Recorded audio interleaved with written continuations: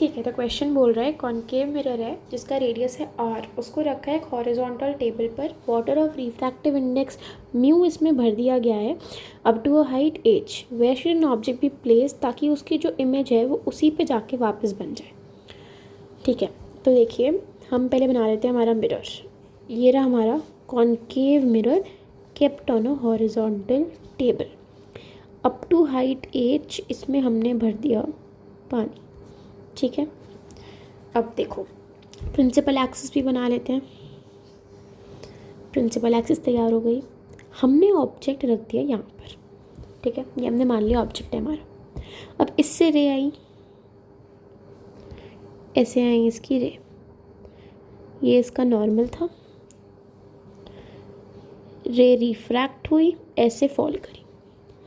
अब ऑप्टिक्स में आप लोगों ने पढ़ी होगी ये बात कि जब भी एक मिरर के ऊपर, कोई भी मिरर हो, ठीक है, उसके ऊपर रे अगर नॉर्मल पर आ रही है तो it will retrace its path, क्योंकि एंगल ऑफ इंसिडेंस तो ज़ीरो हो गया ना, तो एंगल ऑफ रिफ्लेक्शन भी ज़ीरो हो जाएगा।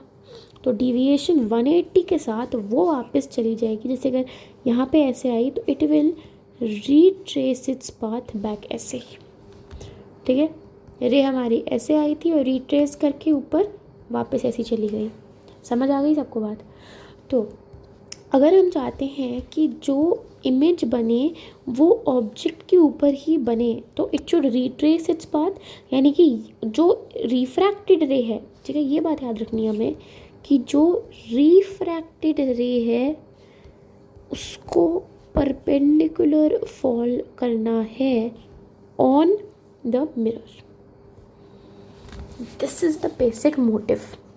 ठीक है, अब देखो ये एक और बात है जो आपने पढ़ी होगी कि कोई भी रे है हमारे पास, ठीक है, जो परपेंडिकुलरली फॉल करती है मिरर पर, ठीक है, वो उसको जब रिट्रेस करते हो तो वो फॉल करती है on the centre of curvature.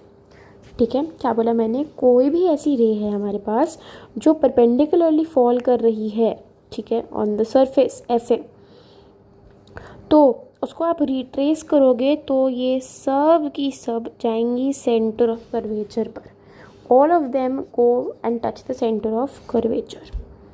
ठीक है, अब देखो ये रे भी तो परपेंडिकुलरली फॉल कर रही है ना, तो मतलब जब आपने इस, अब देखो, अब पॉइंट टू बी नोटेड, ये वाली रे, ठीक है, देखो, हाँ, जो ये वाली रिफ्रैक्टेड रे है ये परपेंडिकुलरली फॉल कर लिया ना, नॉट द रे जो आ रही है, इंसिडेंट रे तो नहीं बात कर रहे हैं हम, इंसिडेंट रे की तो बात नहीं कर रहे ना।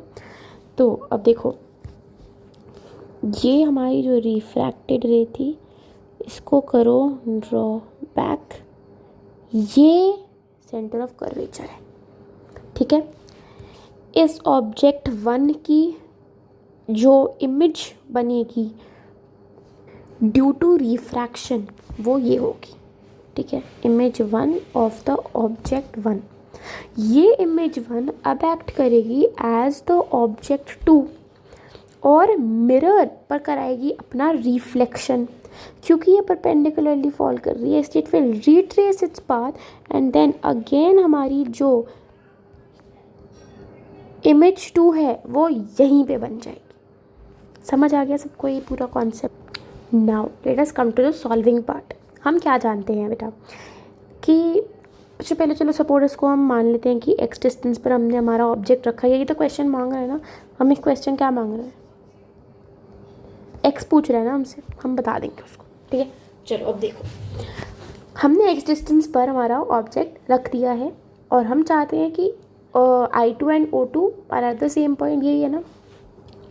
फॉर रिफ्रैक्शन आपने क्या पढ़ रखा है कि μ1 by μ2 is equal to the object distance upon the image distance.